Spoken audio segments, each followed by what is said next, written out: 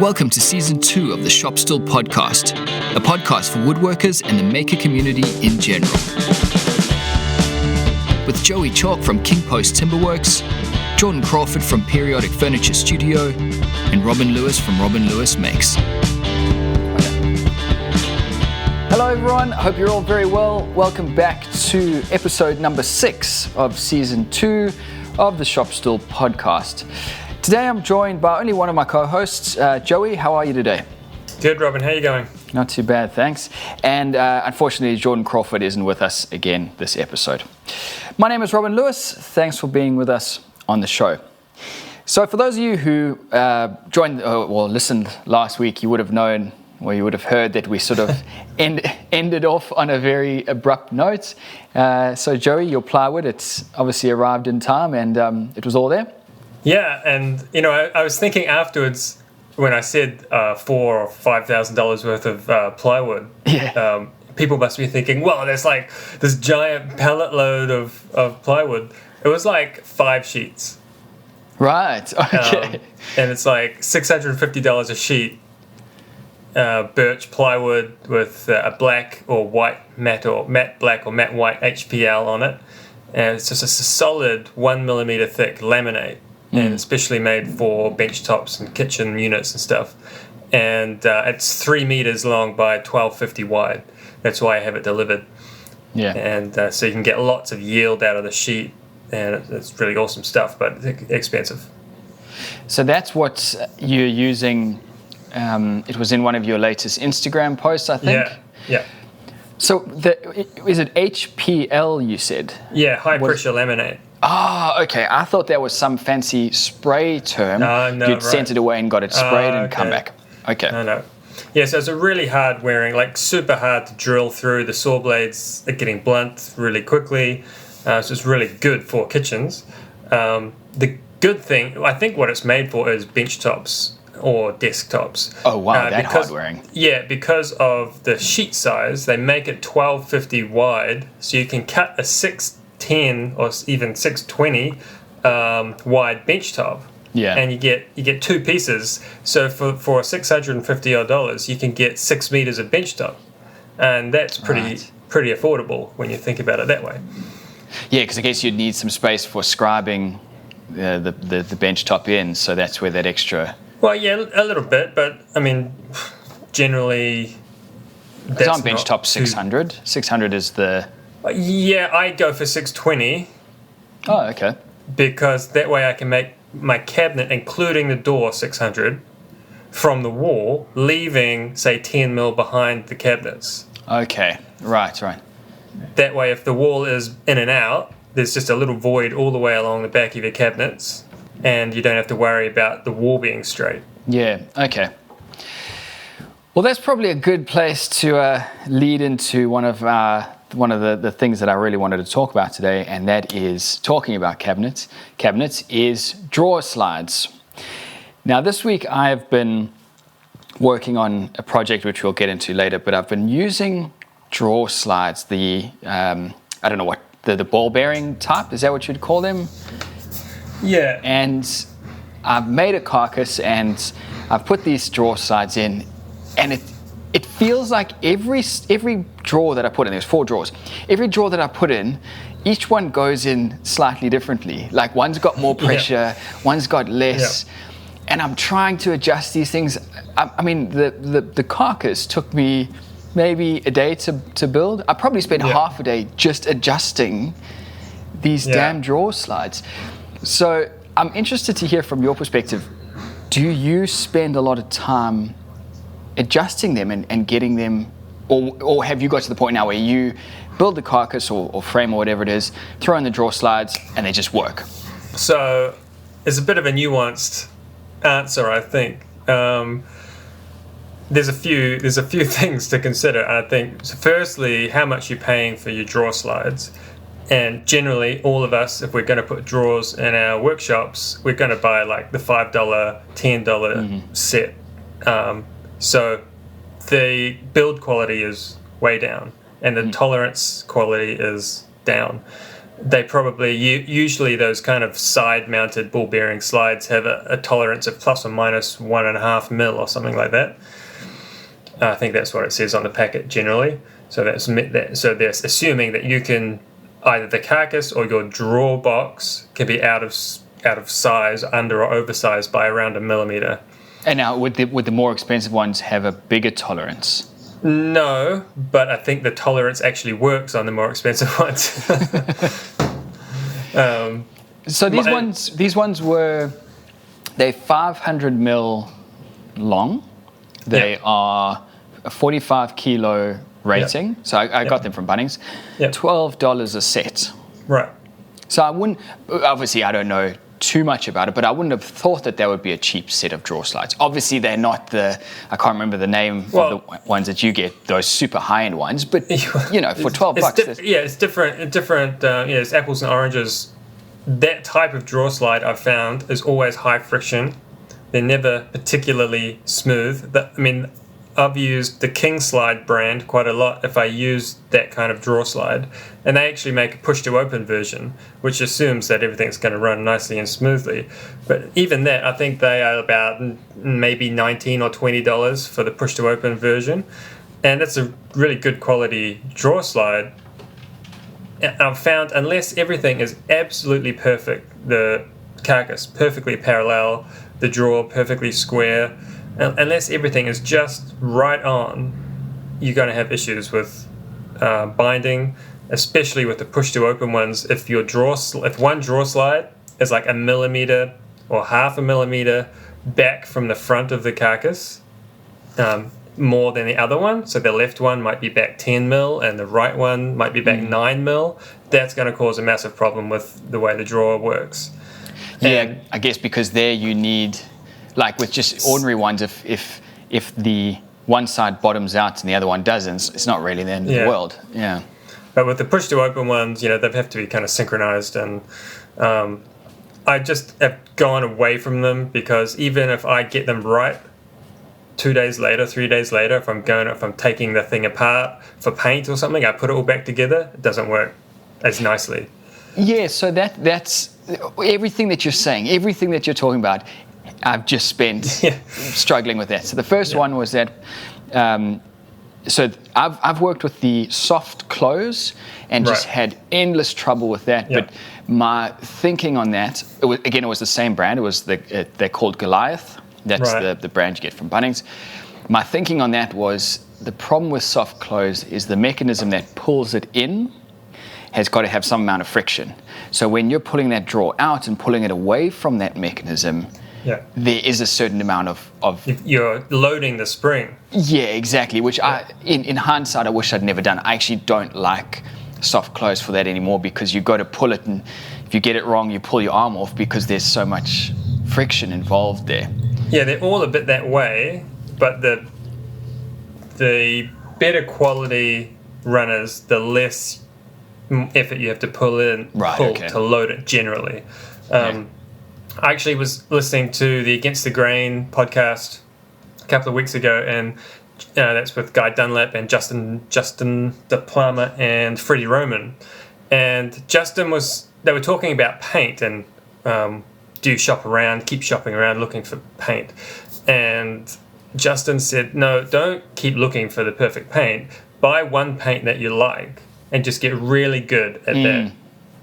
Brand. Know everything there is to know about it, because if you can get a good finish with it, there's just endless varieties of paint, and so I think you can take the same advice when it comes to things like drawer slides. Find something that you like. I've done that, and I'm really good at using the drawer slides that I buy. Generally, I buy two types: an undermount by King Slide, really nice. I can put the drawer together in about 10 minutes and put the runners in. Works really great. And the other type is like more your kitchen style drawers with the white powder coated steel sides. And I mean, those drawers are so quick. Yesterday I put 6 together in about half an hour. Because those would have a much bigger tolerance, wouldn't they? I would imagine. The tolerance is about the same, 1.5 mil, I think. But there's procedures, like there's very easy to put them together. So you take your cabinet width minus 75 mil, that's how wide your drawer bottom is. Every time it works perfect. You don't have to play around with any other formula. Like you've got one formula and then you've got your drawer bottom size. And once you work that out and know how they all go together and the best way to do it, like I say, I did 6 drawers in about half an hour. And it's really quick. So I think my advice to you and anyone would be find a runner, shop around a bit until you find something that seems to work really well. And then once you've got it, just keep at it. Yeah. The other thing that you touched on was about once you've set it up and then you move it and then it's all out of alignment.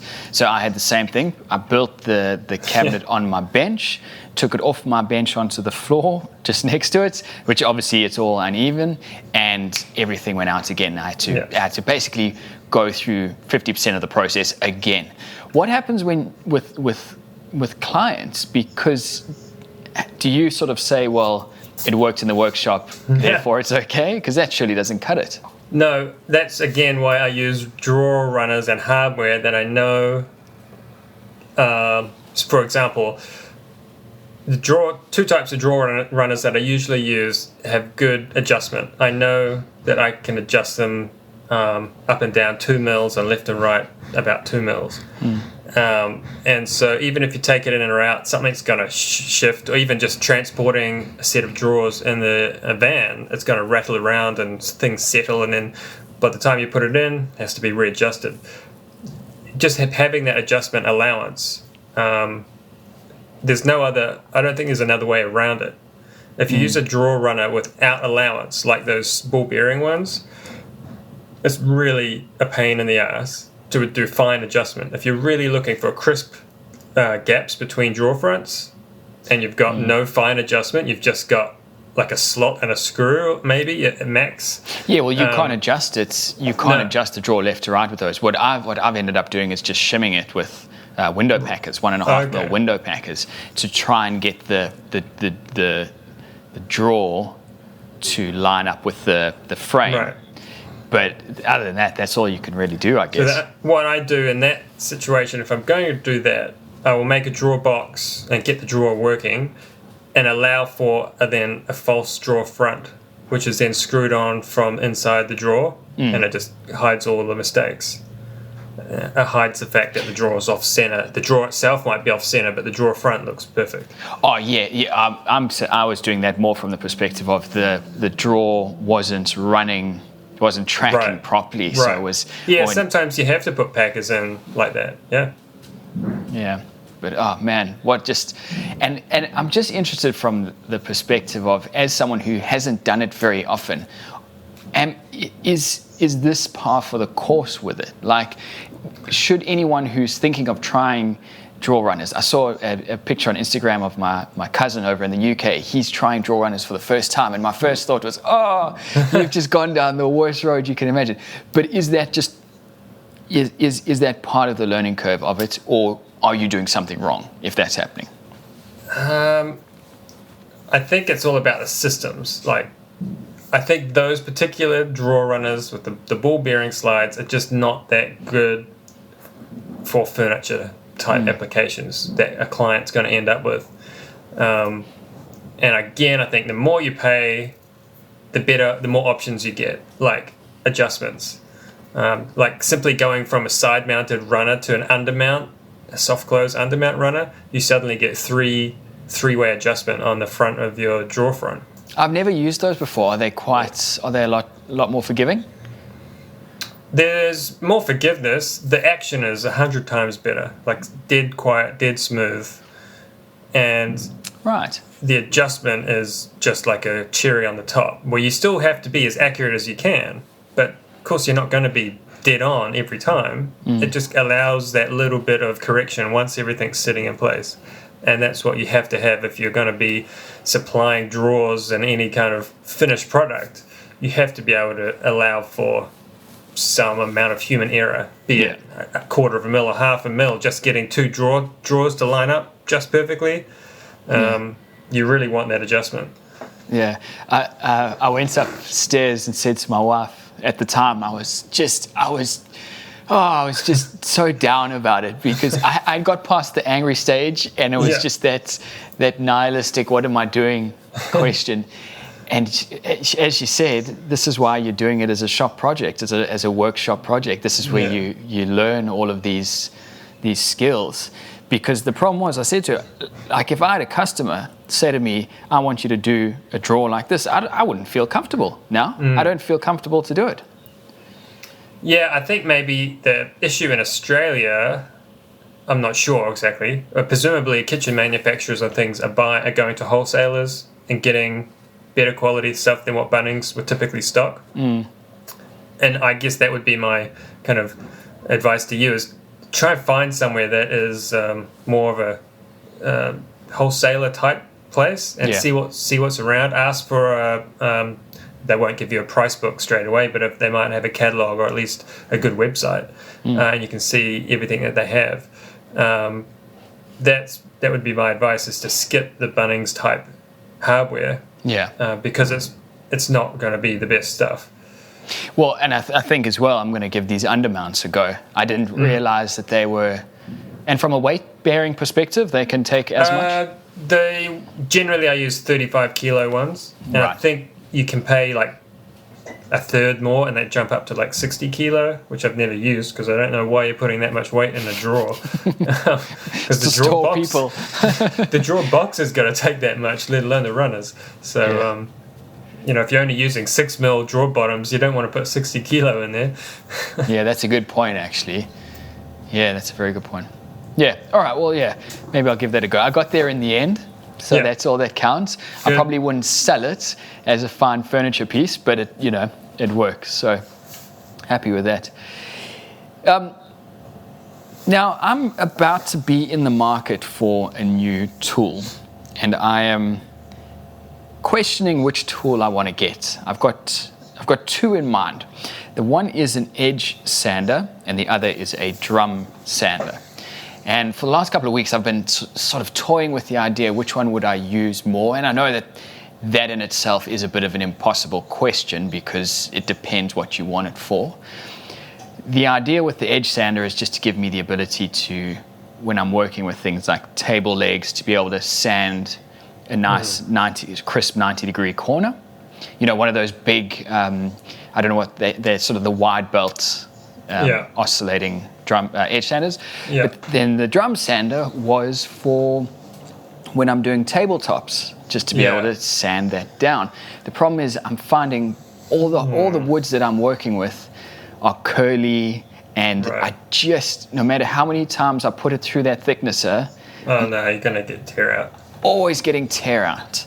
So I guess from that perspective, it's, I should be going for that drum sander. That's, I would say it sounds like you need both tools. And it's going to be a choice of which comes first. An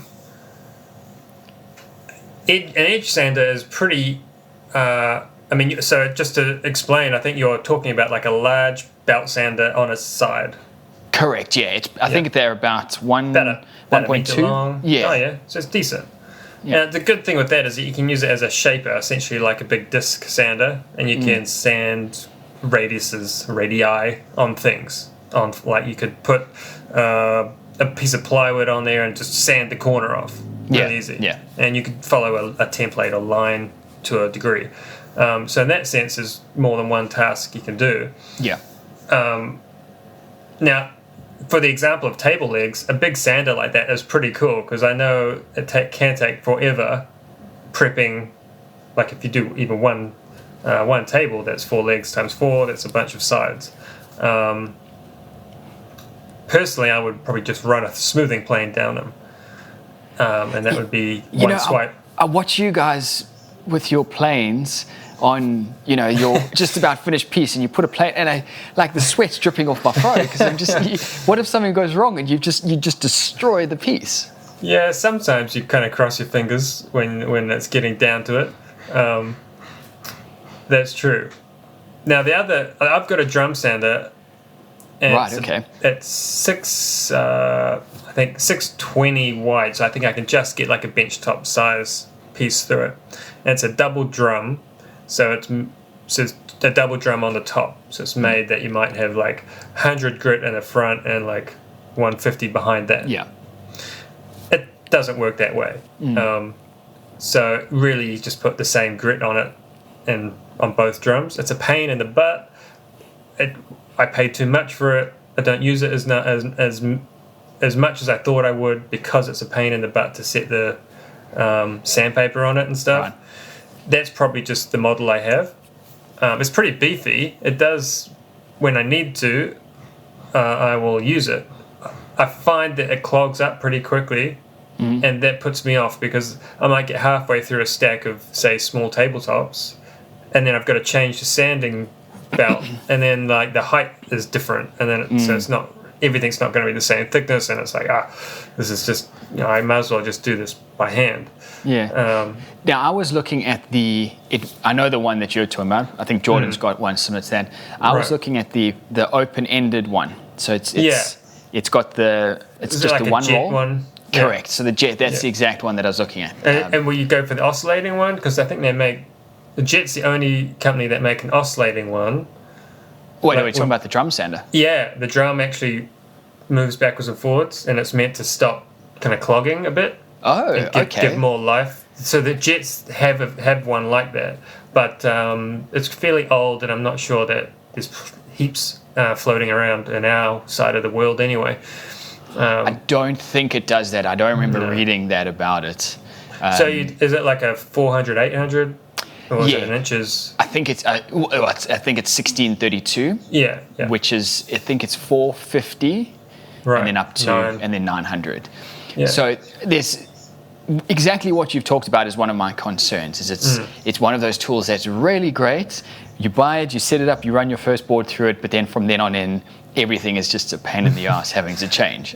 Yeah. So everything that I've read about it and all the people that I've talked to, because it's amazing how suddenly I'm looking at this tool, everyone's releasing videos where they're using this tool. There's a number of people who have asked about it. And they all said, no, it's a fantastic machine. It works pretty well. The other concern that I have is just the flexing of that shape. That's what I always thought, but so many people use them, and obviously they work fine. And especially I hear good things about Jet over other companies when it comes to the drum sander. So, I mean, it seems to me like really invaluable. Where my drum sander has really been helpful is when I'm making my own veneers. And you rip something off the bandsaw and you put it through there a couple of times, and you've got yourself a bunch of really awesome equal veneers. Yeah. The drum sanders tend to handle thinner stock a lot better because you can use one part of the drum, and then the next strip that goes through you can move over a piece and then move over a bit, and that gives the sandpaper a chance to declog and cool down, and then you can go back. And that's where running thin pieces through really is, I don't mind. When I'm really maxing it out, if I'm putting 600 mil through my sander, it really doesn't like it. The sandpaper just heats up. It doesn't get a chance to clear out properly. And so I find that is an issue. But that's when I really want the sander to work. Because if I can get a big wide piece through really quick, then it saves me a lot of time. And those sticks, those sandings, I don't know what they're called, where you're supposed to run it over and it clean. Do they work? It does a bit. It doesn't. When you get a really stuck bit, that just makes more sandpaper, sawdust get stuck to that, and then the rubber kind of stick won't shift that, and that's annoying because that starts leaving gouges in your work. Yeah.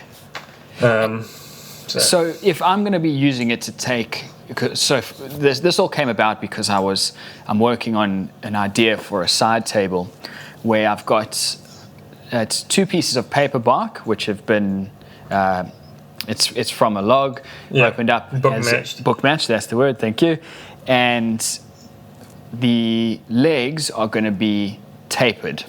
Right. So they come down about 50 mil and then they taper down. So you can see where the edge sander comes in because you'll be able to get a nice clean edge or corner on that taper. But then the top is the actual piece of wood where you've got the sort of in the center, you've got some kind of crotch going on. So I've run that through my thicknesser, and it's probably taken about a 2 mil, maybe even 3 mil chunk out in places. Am I going to spend my life waiting for that to sand down? Because it doesn't sand very quick, does it? No. I mean, probably you're moving, most sanders have like probably a 0.1 or 0.2 depth adjustment. Kind of works in sub-millimeter kind of movement range. I'm thinking about, like, for example, those legs. I've done tapered legs like that, and I've actually rough cut them on a jig, say, on the table saw. And then, or you could probably do it on your bandsaw. Yeah. And then I would clean them up on the jointer. And just set the jointer. You can set the jointer to like, 0.5 mil, and just take a cleaning pass until they're nice and flat. And that does the same thing, and probably leaves a better finish if it's sharp. But there is, and because you're cutting a taper, you're less likely to get tear out if you're going the right way with the grain.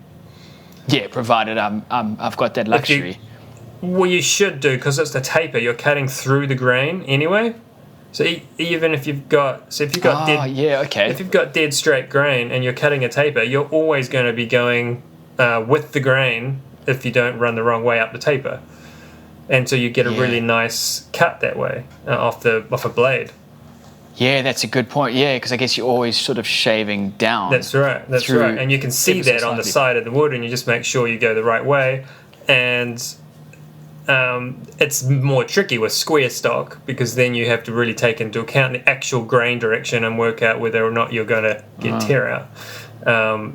And some boards just have changing grain direction halfway through, and it sucks, and you can't do anything. So, I watch these videos where online where guys are talking about, I've run this through my thicknesser and it's come out sanding ready, and I can do that with pine, maybe up to like Vic Ash, but all the other spotted gum, Moreton Bay ash, this paper bark, none of it. My thicknesser hates it. I mean, is there an argument then to be, don't waste your time with these two machines, just get a better thicknesser?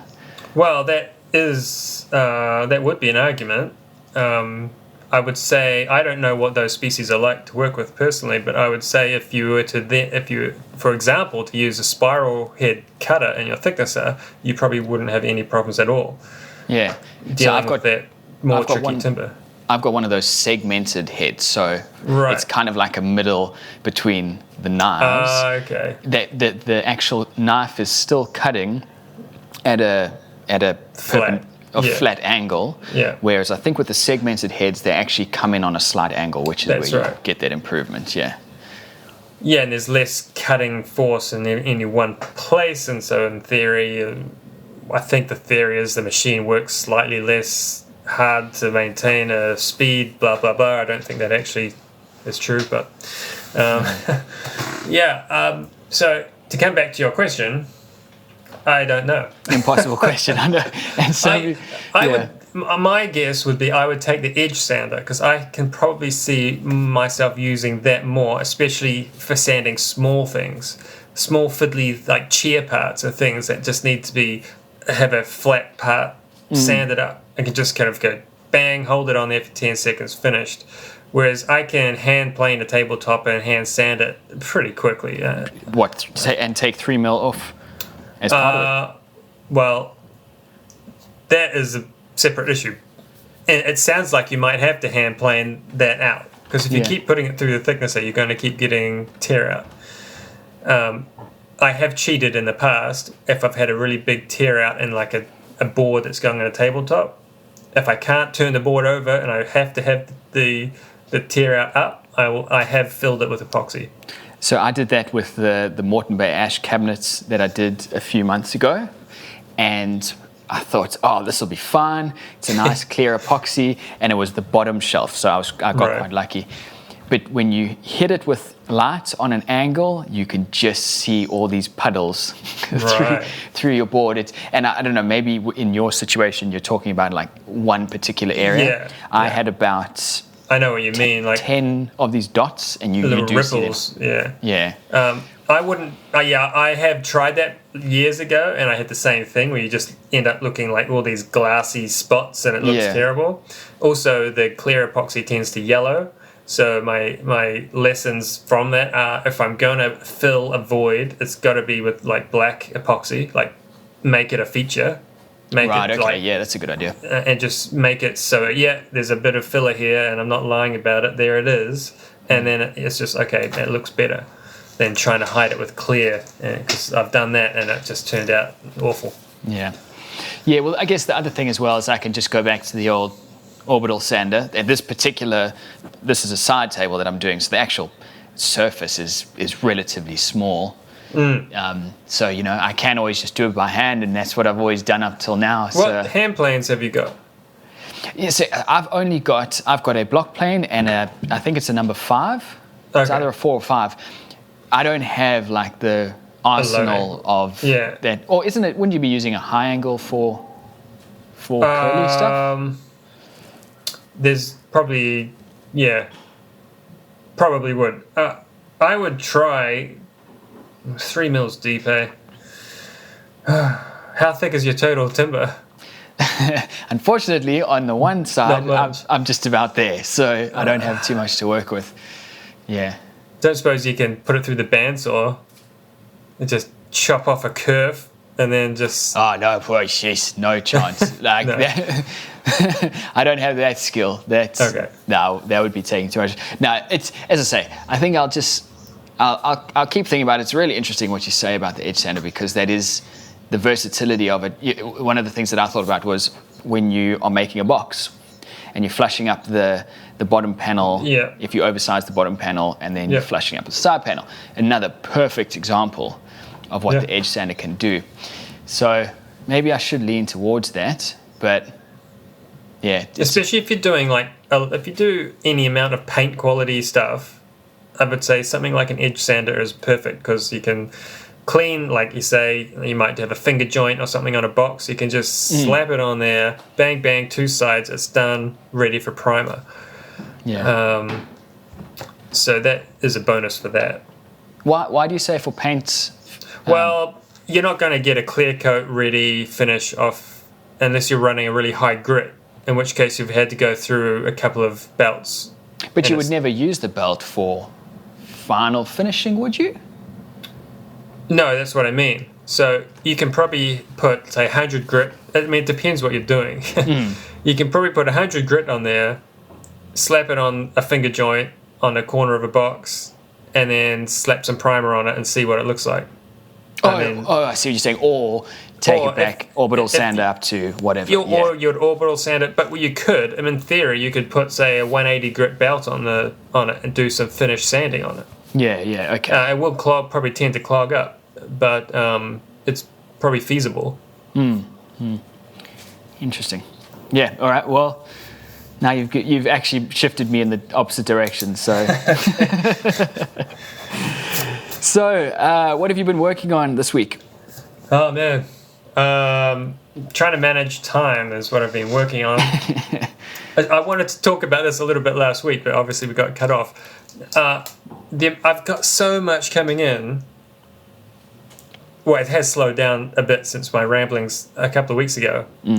But I've just haven't been able to get back to people. My emails are there's so many in the list that they're just dropping out of view, and I forget about them. Yeah. And so I've been getting lately this kind of series of, hey, I emailed you 4 weeks ago. Yeah. Can you price this up for us? And I'm like, oh my God, sorry.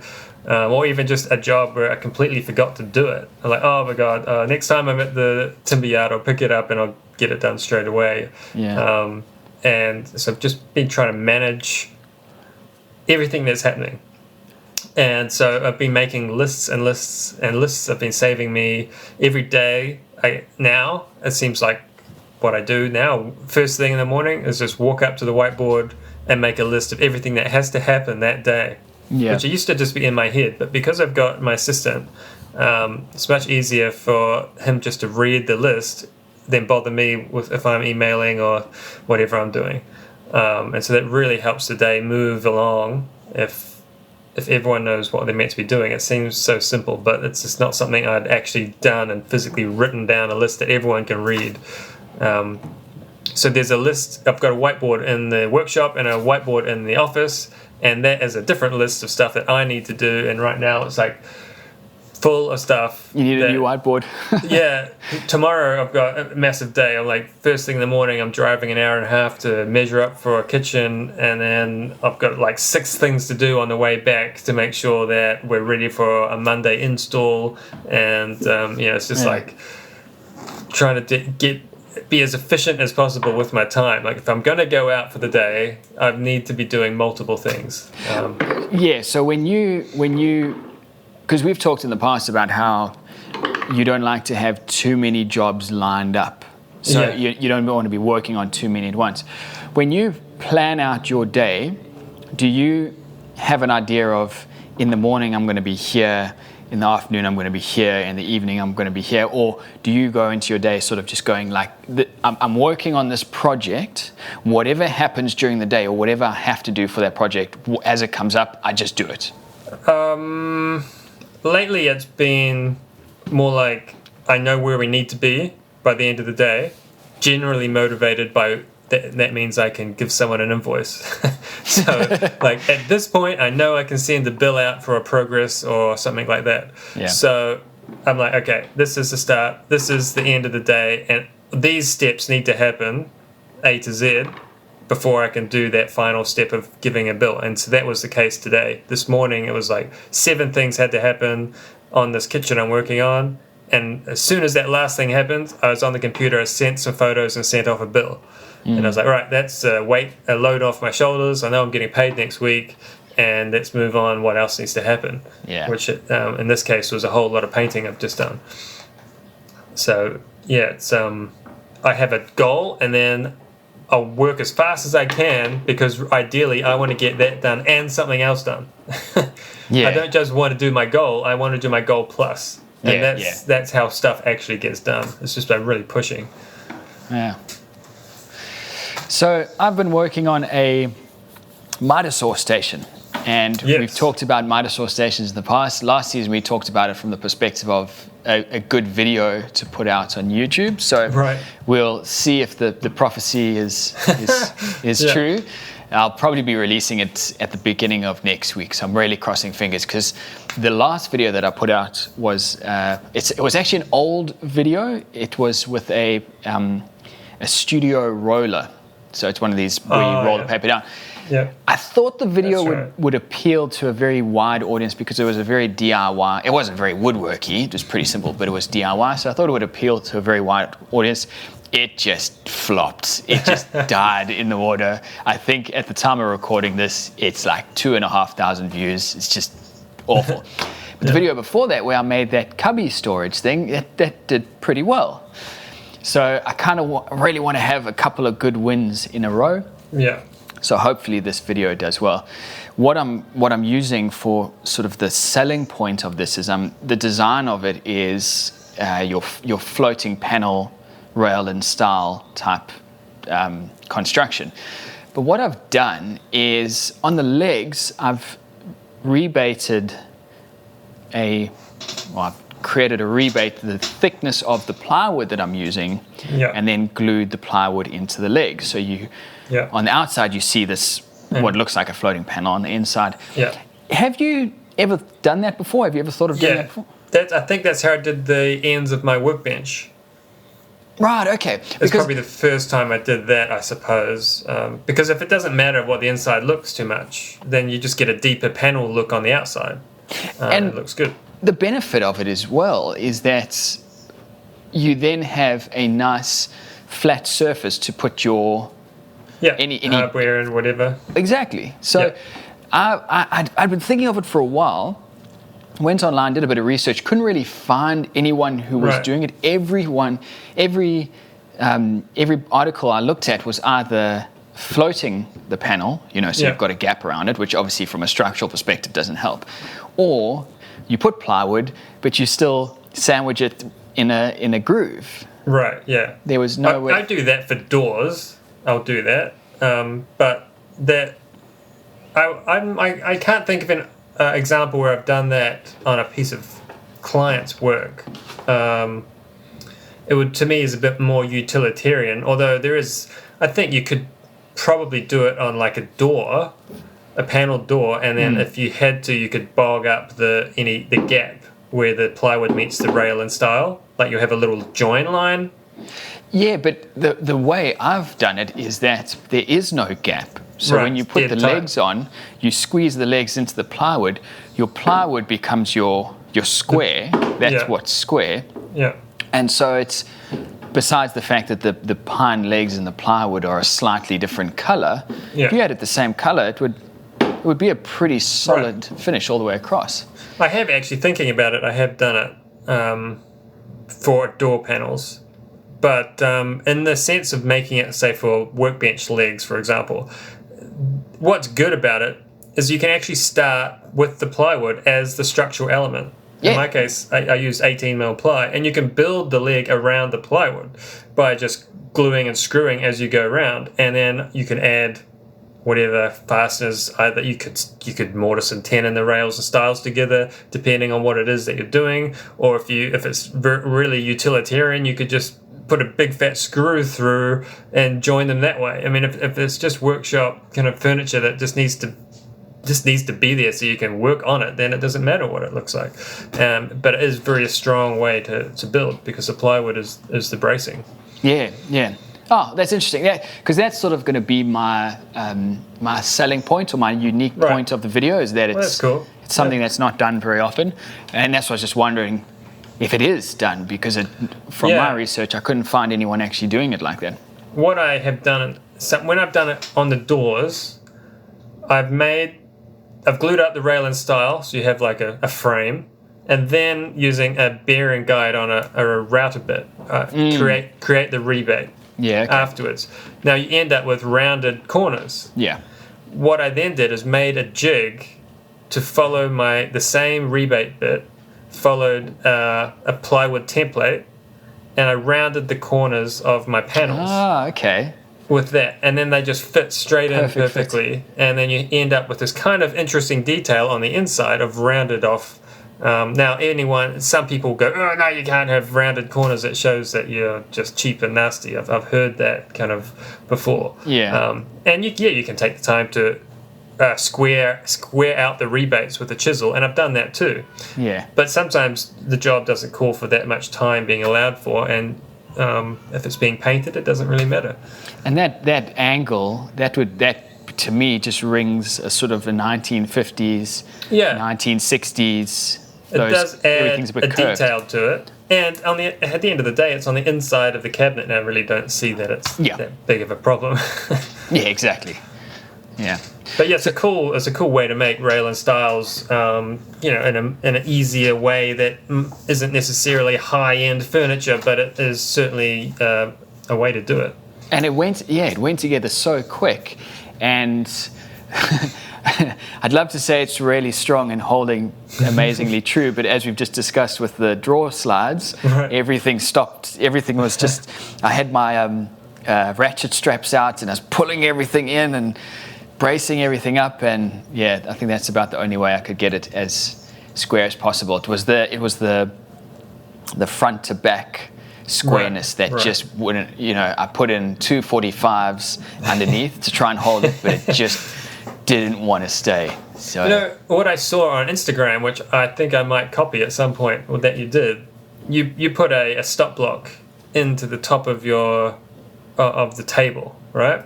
A movable stop block. Yeah. I thought that was genius, having it on the actual flat, kind of a flush into the tabletop, and then you could just slide the stopper along without having a fence. Because I made this big complex thing with a fence, and it's okay, but nothing's that straight over. My fence is 4.8 meters long, and nothing is that straight over 4.8 meters, and I should just get rid of it. I guess the only thing, thinking about it now, is that track is going to fill up with stuff. Yeah. But whatever. Yeah, that was the second bit about the video that I was going to use was the fact that the fence or the track is the fence because it's a very straight piece of 1.2 meter aluminium. Yeah.